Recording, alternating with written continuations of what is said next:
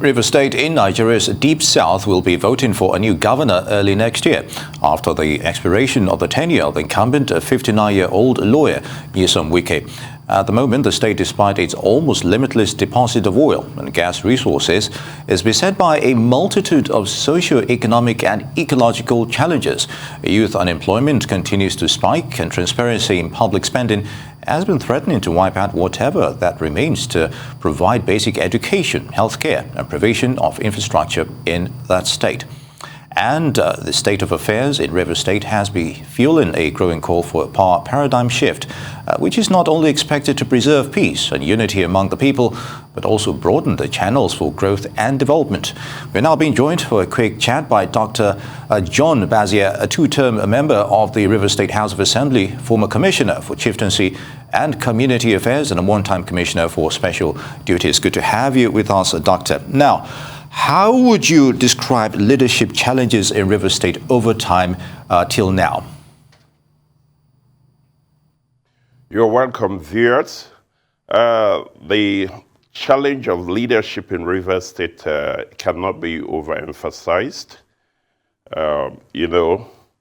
Vision drives leadership. And the current player, the current person we have at the helms of affairs lacks vision. Most nations of the world will want visionary leaders, but that's lacking in our own state, Rivers State. As we speak, there is a failure to plan. There is a failure of the institutions. Then the lost opportunities in the gas and oil industry. Therefore, it behooves on us that there must be a paradigm shift. We will now do the unusual. And, Rivers people were noted for quality leaders. Leaders that were well nurtured, leaders that were well respected, dignified people. In the past, we had people like late Chief Harold Dapabriye. We had people like Paul Nakubirabi. We have people like Dr. Obiwali. We have people like Nabor Graham Douglas. We have people like Ken Saro-Wiwa. These were noble men. And we must bring back that dignity, the dignity of the Rivers man, because currently what we have in place is a complete failure. We must bring back decency and civility into the acts of governance. What we currently have in Rivers State is a situation where you have a man that calls himself a strong man. And I think that, at this point in our lives, we don't need strong men. What we need is strong institutions. You will agree with me that as we speak, Rivers people are like slaves in their own land. And that must change. So we must bring somebody who will bring back the lost glory of Rivers State. As we speak, Rivers State is scorned by all. We are the laughing stock of the nation because of the quality of leadership that we have. As Rivers people, we must begin to ask ourselves questions. What will be the future of Rivers State beyond oil? We are all aware of the fact that very soon the fossil fuel economy will be a thing of the past. So where lies our future? Therefore, it behooves on us to now think outside the box. And we must have a leader who will galvanize us and think outside the box to take us to where we need to be. That's why there's a need for the paradigm shift. And the person who meets the moment. Because as we speak, this election is more than a mere election. This election is a defining moment. And the person who meets that moment, as we speak, is Pastor Tonye Cole. It is time for us to play the politics that will be developmental in nature. Where emphasis will be placed upon the private sector to lead development. And Tony Cole is the man who can do that for Rivers people. Let me make this very clear. The Rivers First Initiative is an association of people all over Rivers State. It's a mass movement that is willing to bring about this change so that we can have the Rivers State that used to be, the Rivers State that we used to be proud of, and the Rivers State that produce heroes for our children. Once again, we can have that kind of leadership. Because what we presently have in place is a dictator that lacks vision.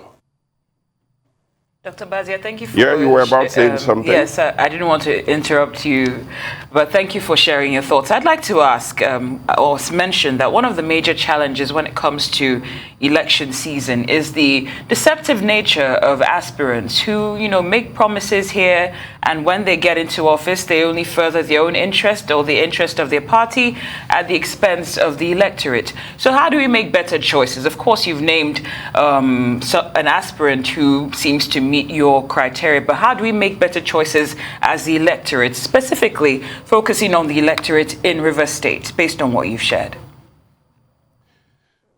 Thank you very much. That's why, like I said, this is the time for paradigm shift. We need to do not the usual. This time around, we are not going to have the usual politicians that we know. We are going to have somebody who's been in the private sector and who can think out of the box. This is a man that has been creating jobs, haven't performed so well in the private sector, and that's the kind of person we need as we speak, so that it won't be politics as usual. You won't bring in those politicians that will make promises, and at the end of the day, they will do to the contrary. Very good, Dr. Bazia. Now, if Governor Nyesom Wike chooses a successor at the expiration of his second term, will this go down well with his party and the entire state in general? You've already painted a not so, positive picture of his term. So what do you make of that scenario? Yeah, the truth is, the successor we are talking about is one that was his accountant general. Have you heard of that kind of a thing before? How do you bring your own accountant general to be the one to take your place as governor? You don't need any other person to tell you that everything is wrong with that. And of course, Rivers people are not cheap. We have made that mistake with him. We are not going to make another mistake. That would be disaster. We are talking about somebody who has no experience, somebody who has not even done anything before in terms of leadership. Well, I'm not of Peter Obi's political party. But when one says the truth must be respected, because truth is truth. I also think that very soon, there will be no money to share. And at this point in time, what we need to recruit people that are willing to think outside the box. We have to look at those that have done very well in the private sector, those that have been able to manage both resources and men. These are the qualities that are inherent in Pastor Tony Cole. You see, he's a leader with vision. We need a visionary leader to take us to where we need to go to. Like I said, very soon, fossil fuel economy will be over. As we speak, the OMLs are being sold away by the IOCs. That means that we need to act fast. We need to act now. And what we need in Rivers State is a mass movement. And that's what Rivers First Initiative is all about. A mass movement that will be about a statewide consensus so that we can bring in the best man for the job, so that we can have the rivers of our future that we can be proud of. Well, Dr. Bazia, just if I ask you this question, I'd just like to confirm that architects Tonye Cole has emerged the governorship candidate of the All Progressives Congress. Am I right when I say that, first of all? Yeah, you're very correct. And that's why we are saying this. Now, thank you for saying that. You know, the APC has not necessarily had the best of weeks. And since he's running for governor under the APC, how is this going to help his chances? Because we're seeing a lot of disorganization and a lot of party interest at the expense of national interest, which is what you're actually clamoring for. So isn't it him shooting himself in the foot by running, running for governor under the APC? I don't think so. I don't think there's anything wrong with the APC. The APC is going to do their presidential primaries, and they've not done that. But the one they've done so far is that of Rivers State that I'm talking about. And we had a very peaceful election. They had a very peaceful election.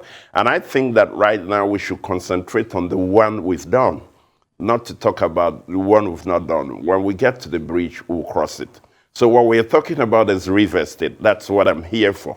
I'm talking about Pastor Tonye Cole, the man who can take Rivers State to where we want to be, the man who can restore the glory of Rivers State and Rivers people, so that once again we can become whom we've always been. Because right now, as we speak, like I said, we are the laughing stock of the nation. We have a man who behaves in such a way, sometimes he's erratic, sometimes he behaves and talks carelessly, not like, we've seen in the past with those that have governed us. And I think that that's not what we want. We have a man that lacks ideas. We have a man that has no vision. But the Tonye Cole we are talking about will bring back that glory, that lost glory. It will be our own government. It won't be about a dictator that is enslaving his people. Currently, as we speak, the civil servants are not taken care of. People are treated like slaves in their own state. I think that must stop. We must bring back the glory of Rivers State. As we speak, pensioners are not paid. The welfare of our own people, the Rivers people, are not taken care of. And at this point in time, the man who meets the movement haven't looked carefully as candidates from the rest political parties. The man who meets the movement as we speak is Pastor Tonye Cole. And massively, our people must all come out to support him, because it's not about a mere election. Like I've said, this is a defining moment for Rivers people. If we are going to have a change, if we are going to have a better future, then we must, as a people, bring about the governorship of Tonye Cole. All right, Dr. Bazia, you talked about a defining moment, but I'd like to take you up on this issue of rotational governance among ethnic groups or tribes within states. It's a common phenomenon among states in Nigeria. What's the scenario like in Rivers State? Is there some kind of an arrangement within the parties or beyond intra-party levels as well? What's your take on that? Well, to be honest with you, I'm one who believes that we should have the right person for the job. But at the same time, I also feel that we have the right people in virtually all the ethnic groups in Rivers State. Before now, we used to have the two divide, what you call the upland and the riverine people. And what they've been saying over time is that, the Odili, our governor, our former governor, was from the upland. And then after Odili, we also had Celestine Omeha, and we have Right Honorable Chibike Rotumi Amechi, who also happened to come from the upland. And then right now we have Governor Wike, who is in place, who also happens to come from the upland. And the thinking is that this time around, it should go to the riverine area. If there's one who should complain about that, it should be me. I'm Oguni. But I'm from the upland. And Oguni has not gotten, not even the speaker, not the deputy governor, not even the governor or chief judge of our state. So if there's any group of people who should say it should be their turn, it should have been the Ogunis. But for justice, because the uplanders have been in office for too long a time, the decision is that this time around, for purposes of harmony, for purposes of the fact that we are one people, it should go to the Riverine area. And Pastor Tonye Cole happens to come from the Riverine area. Oh, Dr. Bazia. So that balances the equation. Okay. Since you're dwelling on this Pastor Tonye Cole, I'd like to ask what he has on his agenda to harness the potential of youth in your state, since they actually form 50% at least. What's his plan? That's why I said that this time around we will need, a private sector-led development. That's the kind of thing we want in Rivers State as we speak. And you are aware that Tonye Cole has been in the private sector, and through that he has created a lot of jobs for people. And I think he's going to use his expertise to create that enabling environment that will attract investors, and investments to our own states, so that jobs will be created. When you hear people mention his name, what you hear is jobs, jobs, jobs, jobs, jobs, jobs. That's the whole idea, that he's going to use his position, he's going to use his expertise to woo investors and bring investments into the states that will lead to job creation. So he's been doing that for the past 30 years, so it's not new. And we feel that he's the right person who can do it. The current person who is in place has not created one job, not one. The last time we had those kind of opportunities was when the Right Honorable Chibuike Rotimi Amechi was governor. As at then, we had what you call the Songhai Farm. The Songhai Farm was employing a lot of young people, a lot of young graduates when they were through with school. All they wanted to do was to go back to the farm. And when you go to Songhai Farm, it was something for you to behold. In short, the whole country was almost moving to Songhai Farm. But as soon as the current government came into place, the governor refused to do anything about that. As we speak today, nothing is existent in that regard. You can also agree with me that when the former governor was in place, Rivers State was like the education center all over the world. We had some of the best schools you can think about. Our primary schools had computers, and the facilities and all that was in our education sector was next to none. You can't find it anywhere in Nigeria. We were the very best. Our secondary schools were the very best. But as I speak to you, all that is gone. All that is gone. And I think that when it comes to good leadership, one of the first things you must do about your people and for your people is education. It becomes a foundation for every other thing to take place. But this one cares less about education. Like I said, there was room for sustainability. We think that Tonye Cole will now bring back all that lost glory. And once again, we can have a state that will be economically viable. We can have a state that can set its agenda, and we can begin to tilt towards industrialization and economic growth. Hopefully the people of Rivers State will be able to make that decision for themselves regarding who they want as their next governor. Dr. John Bazia, two-term member, Rivers State House of Assembly and former Commissioner for Special Duties. Many thanks for joining us on Newsday.